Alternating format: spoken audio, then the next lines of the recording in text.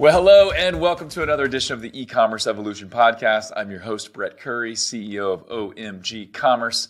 And today we are talking with Charles Tichenor from disruptorschool.com. And we're talking about Facebook ads and social and AI and all kinds of crazy fun stuff to help you grow your business. And quick background, I met Charles first at Geek Out San Diego. I was speaking there. Shout out to Nick Shackelford. Met Charles there. I was like, whoa, who is this crazy smart guy? And so we met there. And then Blue Ribbon, also San Diego. Separate event, separate time. We met there because you were speaking with my buddy Jeremiah Allen. And so we really connected and hung out there, I think over the cigar party potentially. But anyway, Charles and I were chatting. We're like, dang, this is a podcast episode. Let's do it. So here you are. So Charles, what's up, man? And I want you to shed light on a couple things, and I got a couple of intro questions for you. But all right, let's you were once listed as top 100 advertiser on Facebook. You've generated $1 billion in revenue from Facebook ads. Like, these are some crazy statistics. What do you attribute that to? Like, how have you become this monster, maybe that some people don't know about with Facebook ads? I think it really comes down to three things. First off is luck and timing, in that I basically was spending 7 figures a day before there was a Facebook pixel. So the fact that I was supervisor at Omnicom for the Resolution Media, the performance marketing division, overseeing Nissan and CBS and Henkel, working with Activision and Levi's and Apple, back in like 2013, 2014, just right place, right time, right? So that's always a key place of things. There's nothing you could beat that. Totally. I think a second thing was that I did get a very strong background in data science and analysis. So I have like an MBA from a Harvard Business Review. And what that really helped me do was, when I was spending that money, I was always doing case studies. I was always doing very aggressive testing. And what that meant was, back at the time, there was like one rep at Facebook for everybody west of the Mississippi River. And nobody wanted to talk to them because Facebook was this ugly redhead stepchild of a thing that everybody in the room was all about Yahoo. Nobody understood it. Yeah. So me and this guy became best friends. And anytime there was a new tool, or they were building up a new team or new, ad type, I had a 7-figure budget to test it. One of the first big wins we had was I launched the first lead gen ads on Facebook.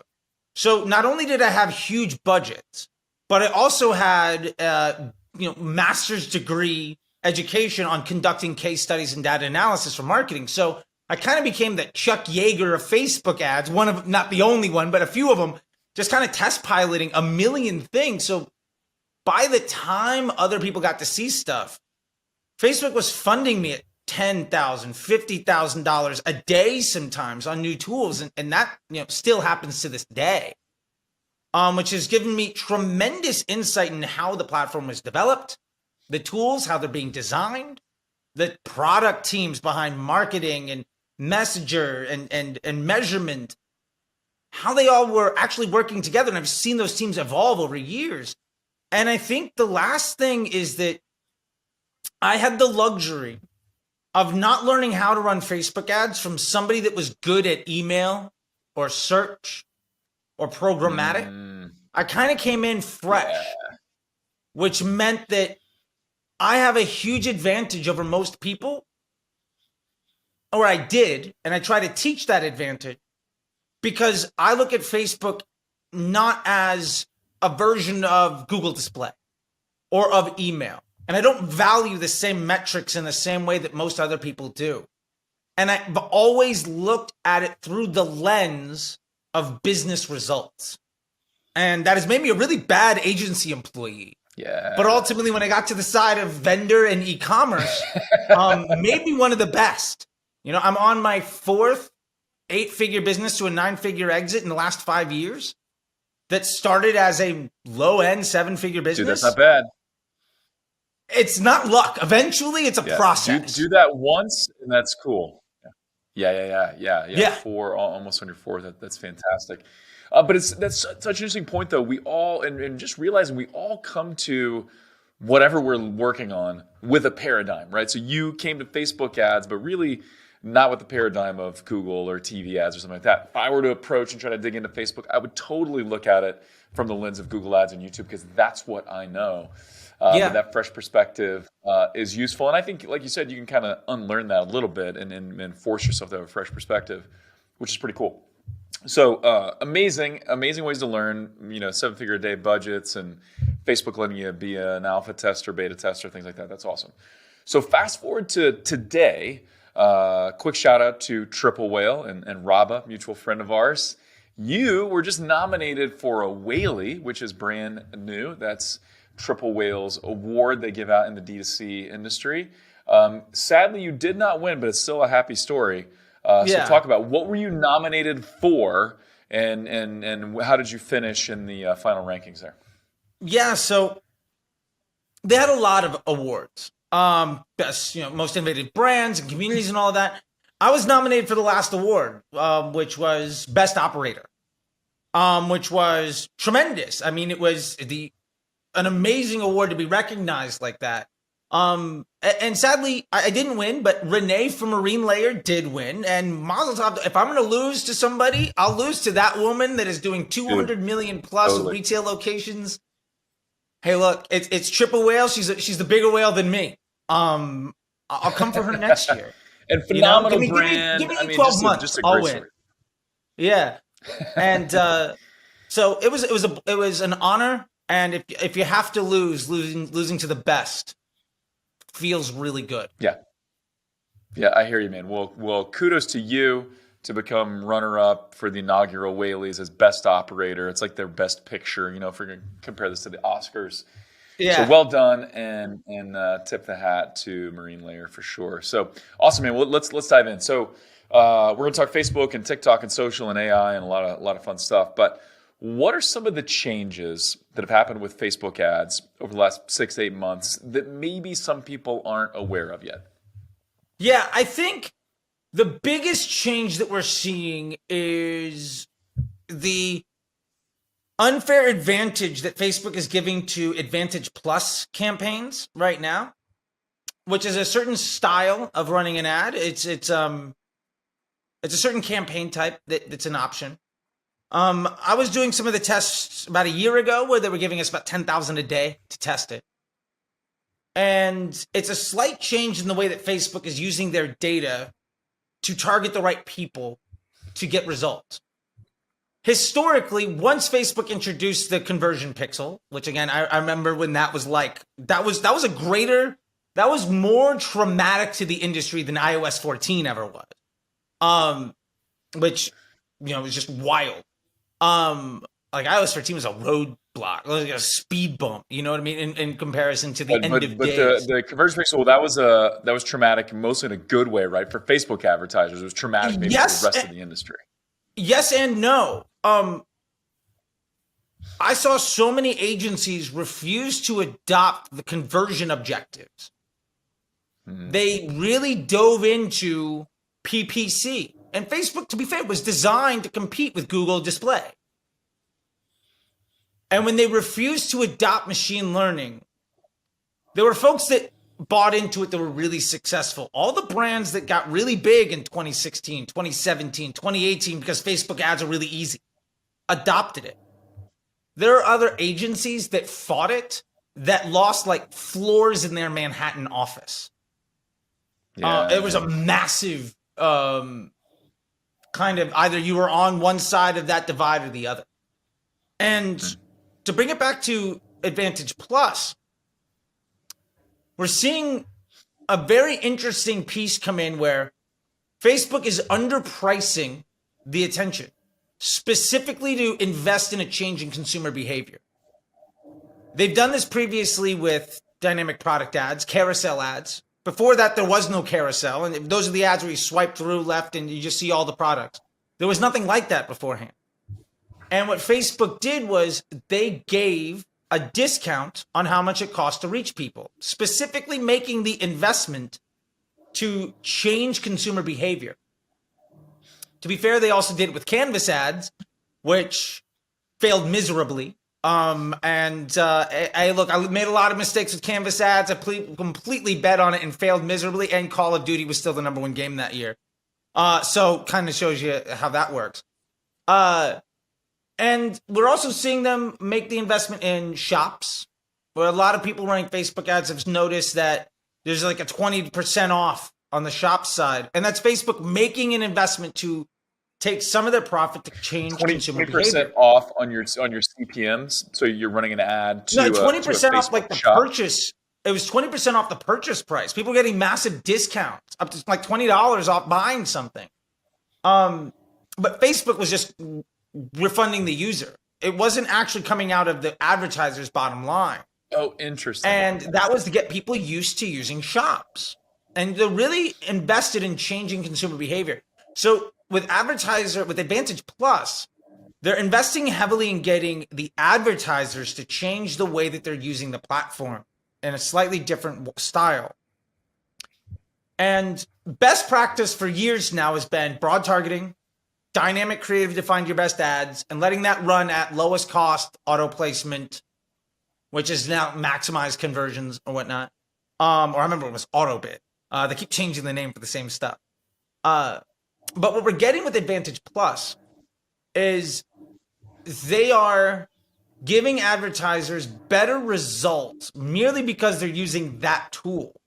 Because Advantage Plus does three things really well and different than other platforms. Number one, normally the way you that explain what Advantage Plus is to those that don't know, and maybe you'll wrap that up into these three things. But yeah, absolutely. So Advantage Plus is it's an option when you're running a conversion campaign to tap into the Advantage Plus style way of running the algorithm. And what it does differently than a normal conversion campaign is three things. Typically, Facebook spends money on ads because the end user has a good experience with that ad. And then our job is to make sure that the ads that get spent also drive good business results. In Advantage Plus, it's not only saying the end user, but also that person is directly in market to make a purchasing decision, which is a slight nuanced change, but it's more or less like even at prospecting, we're still kind of retargeting people that might very well be in another company's funnel. Where at Broad, for instance, I used to run New Balance, and we did initial testing around advanced matching, and we found that up to 2/3 of our budget was spent on people that had clicked on our competitors' ads and been to their site in the last week. Advantage Plus is basically cranking that up. It's a way more aggressive version of that. Second thing is that it's not allowing for dynamic creative, so you have to put in your best ads. And third, only good ads are getting spent. So you can put in really bad ads and push the budget to the moon, and you might not get any delivery at all, which is very similar to bid caps and cost caps. So Advantage Plus is basically forcing advertisers to only put out the best ads and to prioritize or isolate those best ads and spend the most amount of money on them so that they get the best results. And really what Facebook is doing is they're putting their thumb on the scale of the market economy so that advertisers are encouraged to make the best form of content so that Facebook users have the best experience. And that is a tremendous change. And we don't know how long that'll go on for. Eventually, those costs will come up. But the folks that are taking advantage of it are seeing astronomically, like, just tremendous performance above the baseline. And to give it a small example, I was testing it at 10,000 a day, maybe 6 months ago, a year ago. I'm now at 35, 40,000 a day on an ad account where I'm spending 80 to 100,000 a day. And that's a huge piece. And to be fair, so it's 30 to 40% of your total spend is going to yeah. And we have to understand that part of the way it's doing that is predicting what people are going to do. So it can't be the majority of your traffic, because if all of your people are taking predictions, eventually you run out of data to make good decisions with, and that's a whole other thing for another day. But it's very doing interesting. great. So let's dive into creatives just for a minute. I do want to kind of underscore something, because this is interesting, something I didn't know about Advantage Plus. But so Facebook is rewarding you for just running the best creatives, and in fact, they'll only show the best creatives or good creatives. In some ways, that's kind of what Google did early on with their quality score, right? They were incentivizing you to create a good ad. So they look at click-through rate, they look at keyword relevance, they look at your landing page, and they'll actually lower the cost for you. They'll make Yep. it more attractive for you as an advertiser if you create a great ad. So Yeah. costs will always go up, right? That's going to happen, but probably going to be some elements of that stick around for Facebook, which is interesting. So Yeah. And, cool. So and let's that's, talk creatives for this. Yeah, go ahead. I was going to say, and that's how Facebook's always worked. This is just a far more aggressive nature than what we've used to seeing. Sort of like how TikTok is the most aggressive content suggestion engine ever. It's sort of like the YouTube suggested video, but on steroids with a nuclear bomb attached to it. Sort of the same thing. Got it. Nice. That's awesome. So let's talk creatives. So what creatives are working right now, and or what are some of the creative mistakes that you see brands making right now? Yeah, I mean, I think probably the biggest mistake, let's start there. Let's tear it down and then build it up. I think the biggest mistake people are making and brands are making is they think that there's a best kind of creative. And so they're constantly chasing whatever that screenshot they saw, what worked. I can tell you this. I'm working with a brand in the clothing business, apparel and accessories. They'll do over 150 million this year, and they run only square static images. I also personally am a partner in a clothing business, and we spend 75-80% of our money on videos that were kind of designed for reels. Some of it is UGC, some of it's highly produced, some of it isn't. The point there is, what does work is what you do well and how people are used to hearing from you. Almost every brand that you know has an identity. Like I've been sipping on this Liquid Death, right? So Liquid Death is great around branding. Unbelievable. If Liquid brand. Death, If you don't know the Liquid Death story, you got to pay attention. Yeah. yeah. Now, if Liquid Death, what they've done is they basically took the Warped Tour, Ozfest, all of that type of vibe, and they turned it into a water business, which is great. Now, if they came out with an ad that felt like a Gap commercial because everybody else was winning with it, that ad wouldn't do well. Now, it might work for everybody else. Maybe that works for Dasani and it works for, all the other brands on the shelf next to them, but it wouldn't work for them. And what's most important is figuring out how you can communicate with, inspire trust in a relationship with your target customer base, and then ultimately continue to hammer that home. And think of all the different types of ads that you've seen on television, all the different commercials over the world, and we still have the Geico Gecko. We still have, Flo from Progressive. We still have the M&Ms, right? We still have the polar bears at Christmas for Coca-Cola. Know what you do well and leverage that as much as possible. That's the greatest hack to creative. But I love this. What you do well and how people are used to seeing you, what generates trust, and then go all in on that. Yeah. But yeah. What else? What are your other thoughts? Yeah, on so creative? the most important thing to do in creative is figure out what is your unique positioning in the marketplace. How do you define your own little piece of the pie? And then how do you make that pie bigger? That's really the trick. I will tell you this. If your strategy is to chase what's working, you are only going to ever be a lesser version of 80% of the market. If you want to be elite, figure out your identity and stick with it. Like, if you changed your clothes and the way you talked every single day and went out into the world, you would have no friend. Like, it's the same thing. What you're looking to do more than anything in any business is ultimately have relationships with people. And especially in direct consumer and e-commerce, what we're trying to do is acquire profitable customer journeys with multiple sales and a long-term relationship for great LTV. That happens because of identity and because of trust. So figure out what you do and then continue to do it. What you do well matters. And so figure out what you do well and continue to do that. versus chasing all the other things from everybody else, because you're only going to ever do a worse job than the person you're trying to copy.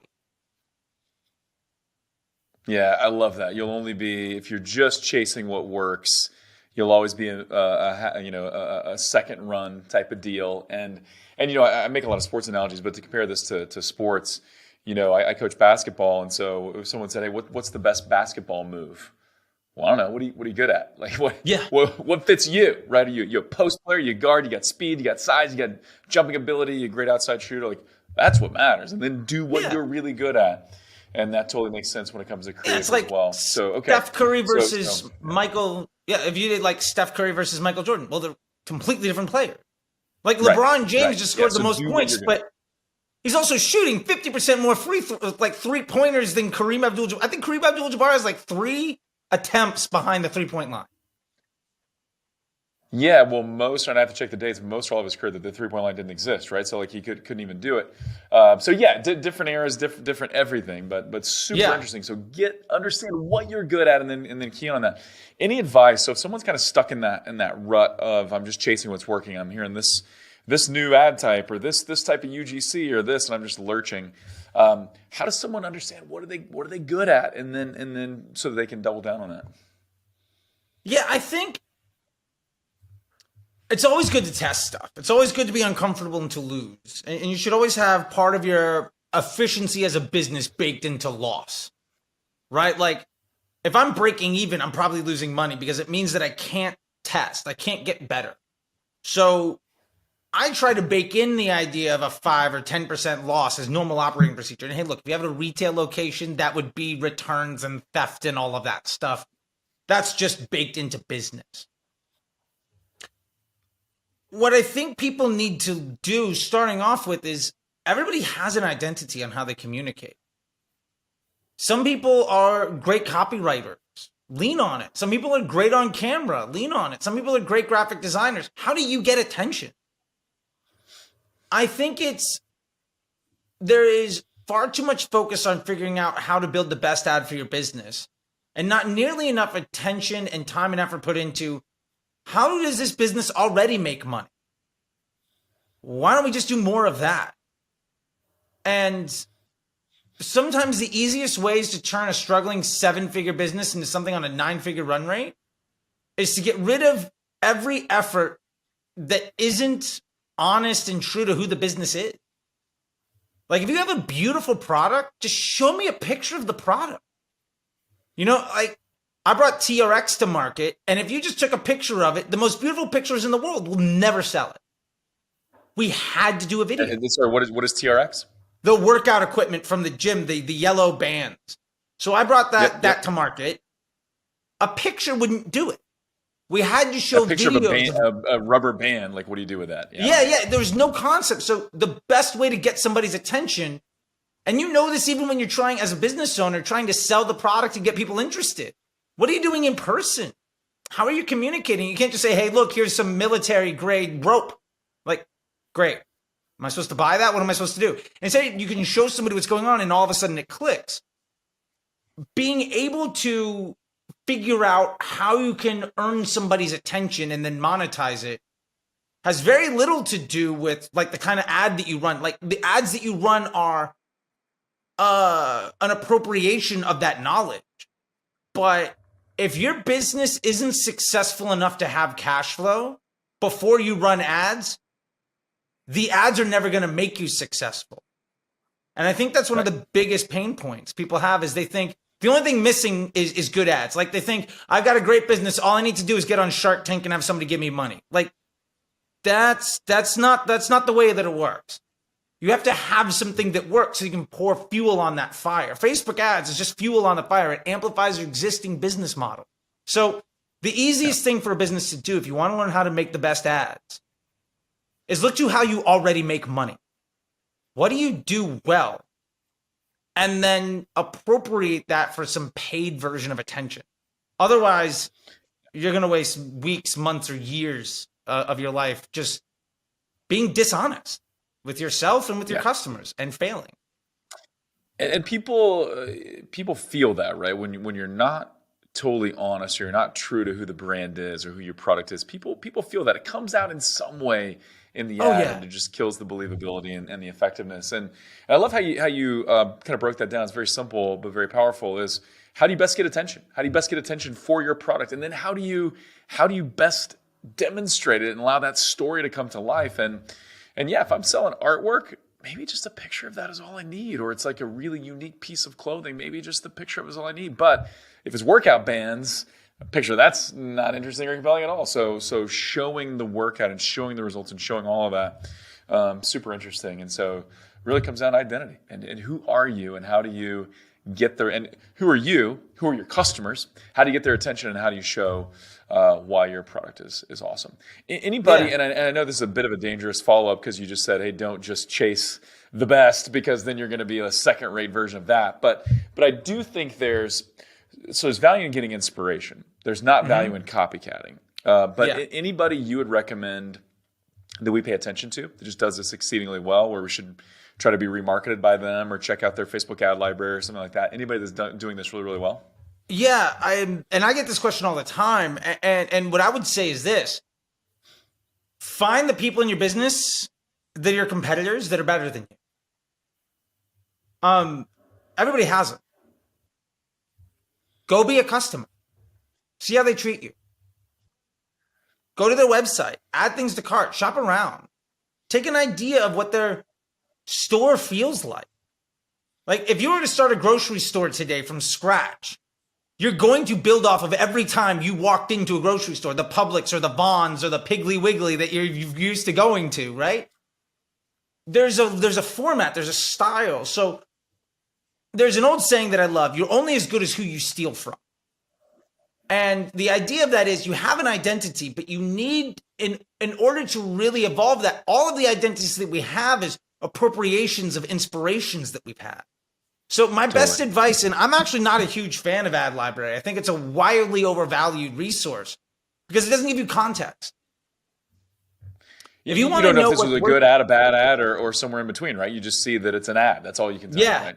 Yeah. If you want context, go be a customer of your competitor. Like, if you were to spend, I was doing this when I was building 310 Nutrition years ago. I literally went to all of our competitors and I bought their products. I joined their communities. And I got to understand the words that people use, the messaging that came across, the content types. My Facebook feed was full of ads. My emails were full of ads. I had gone through the experience of the person that I'm trying to reach and understood what they're doing so that I could then go be with them in that stream and just give them an alternative. Coming in just assuming that you deserve any attention from anyone is, well, it's a losing battle. And so my best advice is go out there, experience the world like your consumers. And if something inspires you, you're like, wow, they're just doing better. Go try it. And what I found is when you're inspired by somebody, you'll appropriate what they're doing in a way that feels more like you than hiring whoever they hired to do that job for you. Like the Harmon brothers got 1 million people wanting to work for them because of the pooping unicorn ad, right? Right. But that only worked Squatty Potty, yeah. for Squatty Body. Like, right. Yes, they're great, but you can't use that ad format for jeans. It just doesn't work. Right. So that's my number one piece of advice is if you want, go out, be your customer, be your own customer in the world and see what inspires you. And then just appropriate everything possible and have an allowance for failure. And that's where I get some of the best things ever is like, somebody built a better mousetrap. I'm going to build it my way. And some of those ads will last forever. I've got ads that were like that where, and in my women's clothing business, I literally just got ads from Victoria's Secret that I was like, this is amazing. I built a version of that ad and it spent nearly $2 million in the last year. Wow. Great. I'm not reinventing the wheel. Victoria's Secret's wasting all the money. I'll make one more analogy. We can move on because I know you love analogies and this is one of my favorite. McDonald's is the only fast food restaurant that researches locations. Burger King and Wendy's and everybody else puts themselves across the street from McDonald's. Just be Burger King. They're ridiculously successful. Right. Yeah, and Walmart, or I mean, McDonald's has got the cash, and they've got the methodology plan, and they're more of a real estate business than anything else. A lot of people don't know that. If you watch the movie The Founder, you know that. Like, their McDonald's is more about real estate than anything else. So makes sense that Burger King and the others just go where McDonald's is. I love it. Awesome. So yeah, this is such good stuff. We could drill into any of that and have a blast. But let's transition a little bit. So let's talk Facebook, or let's talk TikTok. So what are some of your thoughts on the short term, near term for TikTok, both organic and on the ad side? I love that. I think it's a really interesting place. What I can say with TikTok and with Facebook, YouTube, any optimized CPM platform, I want to set the table here real quick. And remember that ads are nothing other than organic content that you pay for people to see. Mm-hmm. And they run on the same algorithm. So if something does well organically at earning attention, it will almost assuredly do well as paid media at earning attention. Now, whether or not that attention that you earn is monetizable is something completely different. But with that being said, TikTok is the most aggressive content suggestion engine we've ever seen. And if you use TikTok, what does that mean? It's the most aggressive content suggestion engine. Yeah. So if you were to use TikTok for an hour or two and just swipe on things you don't like and like the things that you do, you're going to only have a feed full of things that you enjoy. And you can program TikToks. Like, I've done it once where I was working with a business, and what we did is we made a dummy TikTok account, and we only went through all of their competitors and liked and watched all the videos of all their competitors. Now, whenever they open up TikTok, it's merely just an inspiration machine. And so the point of that is it's extraordinarily personalized. It knows what you're watching and wants to show you more content like that with a million different data points that they're looking at. And I think that that is something that no other platform can do, because it's not really in the nature of that platform to do it. YouTube rabbit holes, we all know about that. It works on a slightly different thing. YouTube rabbit holes is more about the topic of the conversation than maybe the style of the delivery, right? The keywords and all of that stuff, which is great. And then in Facebook, they show you content based on what you like to see, based on all the websites you've been to and all the places that you've been and where you spent money that time of year or what you're in the market for. TikTok is very much about, like, this is what gets somebody to spend 5 seconds of their eyeball here. We're going to give you that as much as possible. And with that in mind, I don't think any other platform will be fundamentally able to make TikTok obsolete, because it would be out of their core user experience to do so. I think that probably the closest we will get is Instagram Reels, or maybe even Facebook Reels that are inside the app, because those don't have an identity as much yet, other than trying to be TikTok. When it comes to TikTok ads, I think that if you hit on creative that does well, you can do exceptionally well with it. There is a huge issue with TikTok, or a difference between TikTok and Facebook. There are two huge differences. Number one, a good Facebook ad can run for years. Anybody that insists that ad fatigue is real, that's misinformation. I've had ads that have run for 2, 3, 4 years. I have ads that I built 4 or 5 years ago that every now and again I still see in my feed. Yeah. Like, that stuff happens. The half-life, the longevity of a Facebook ad is basically forever.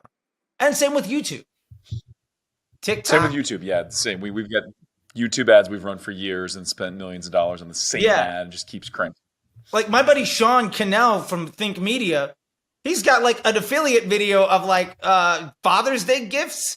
And every year in June, he gets, an extra couple million views and a big check. Like, It just happens like clockwork. He made that thing in like 2013 or something like that. It just happens. It's evergreen.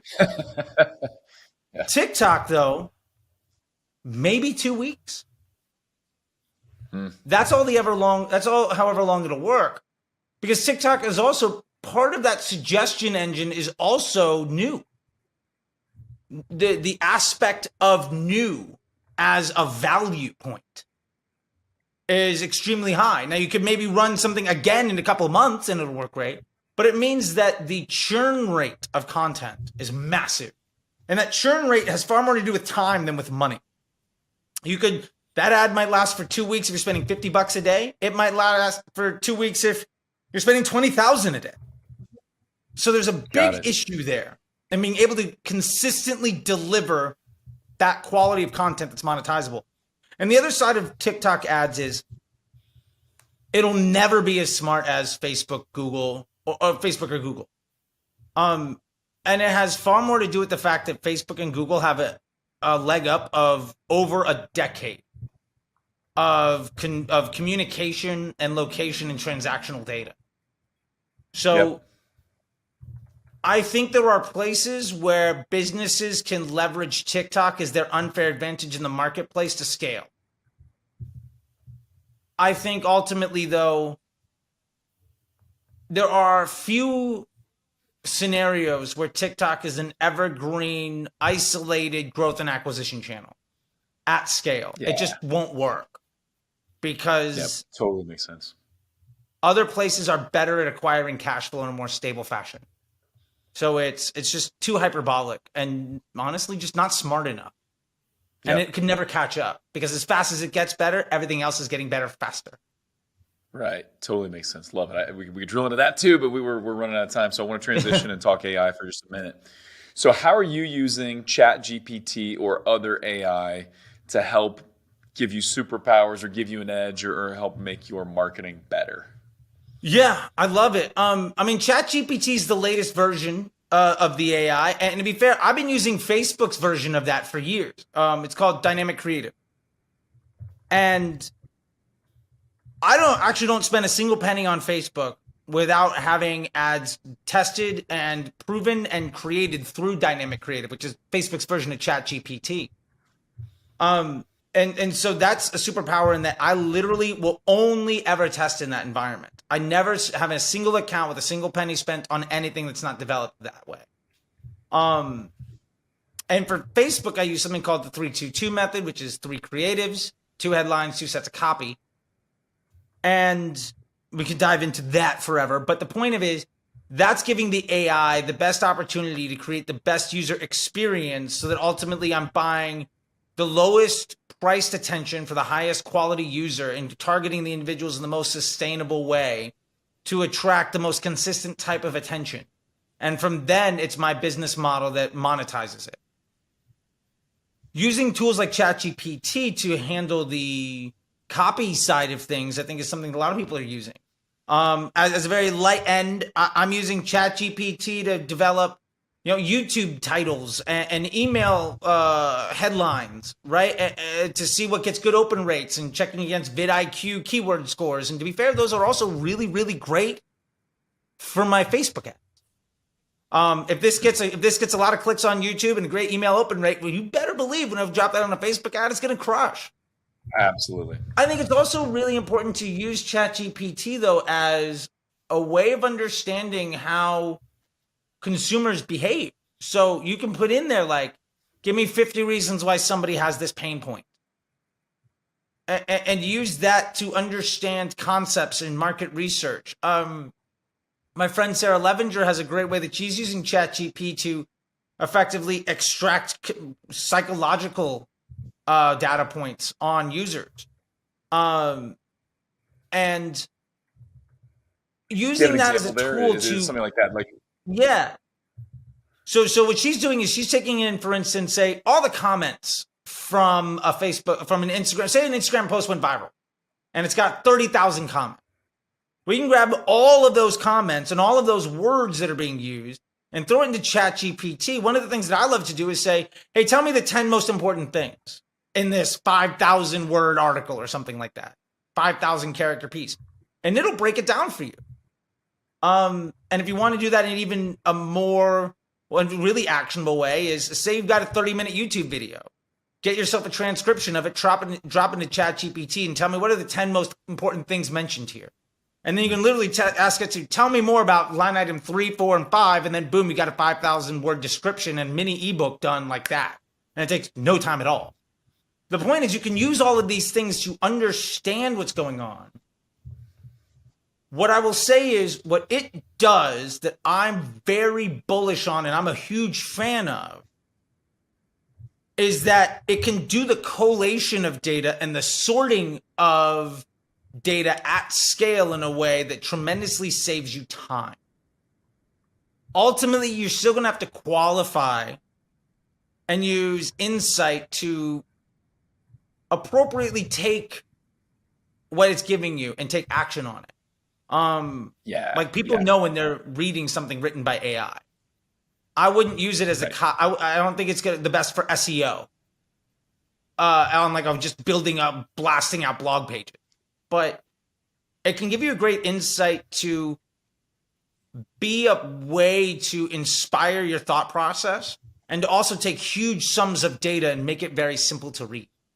And I think that's, at least in the way that I'm using it right now, some of the most powerful things. And Sarah Levinger, if you don't know her, you should absolutely check her out. She's a stud. She's the best at consumer psychology. And that's one of the things that she's doing a lot of. And I was really inspired by her with that. But just the idea of using AI to take insight from the written word is tremendous. And to also inspire different ways of thinking in a way that gets you out of your own head. I think those are some of the most important things that you can use it for. And I think it really comes down to a lot of what you described comes down to two things, right? Asking the AI better questions, right? You only get good results if you ask good questions. And if you give it good data, like, hey, look at all these comments, tell me the top 10 takeaways. But then being able to quantify and qualify and say, yeah, but it's really these things, right? Or this doesn't really make sense, but this does. So, I love it, man. I'm super excited. We're using it as a team and really just playing around with it. I think that's a key too. Just play around with it and see what you learn, and new ideas will be sparked as you go. So let's do this, Charles. I know we got a hard stop in just a couple minutes. I know you're very active on TikTok. You're a great follow on TikTok. Good follow on Twitter, LinkedIn. Where can people connect with you, and then out on the socials, and then talk about how they can connect with you at Disruptor School? Yeah, so I'm at CT the Disruptor on all socials, and at Disruptor School on all socials. And you can go to disruptorschool.com to check it out. If you are on a social media account where you're not seeing me, let me know, and I'll make sure to add it into the flywheel. But I'm literally everywhere all day, all the time, which is sort of my unfair advantage. I love making content and talking to people. I think my wife would wish I put my phone away a little bit more, but hey, look, that's my life. These are the problems that I have. Dude, you're very good at content. Yeah. Sorry, keep going. Well, I was going to say, I think there's a bit of a delay as we're recording this. We'll get that cleaned up in the edit. But speaking of TikTok being aggressive, you're a great follow on TikTok. I'm not an avid TikTok user, so I'll just put that disclaimer out there. But I have been trying to use it a little bit more lately. And for whatever reason, TikTok thinks that I love Charles Tichenor because I see you all of the time on TikTok, which is actually great. Well, thank you so much, man. It's nice to know where those 200 views are coming from. It's just Brett all day long. It's all me. You're welcome. I love it. I'll take it. That's awesome, man. So I'll link to everything. I'll link to your socials. We'll link to the Disruptor School. So definitely check it out. And Charles Tichenor, ladies and gentlemen, man, you crushed it. Thank you so much. I can't wait to schedule another one because there were so many things that we didn't dive into that we need to. So round 2 is coming, buddy. I would love it. And anybody watching this and listening, anybody listening to this, if you have questions on any of this stuff, write back to Brett, and maybe we can just do another, maybe a mailbag show, something, dive in deep. We went an inch deep, a mile wide today. Let's go a mile deep and just make it really fun. Do a little Ask Me Anything. Yeah, fire those questions away, send them my way, and then we can get Charles back in for round 2. Charles, thanks, buddy. I know you got to split, but really appreciate the time. Ton of fun, man. All right. Thank you very much, man. Appreciate it. And as always, thank you for tuning in. Let us know what you'd like to hear more of or less of on the show. And yes, if you got questions for Charles, fire them my way or connect with him on the socials. And with that, until next time, Thank you for listening.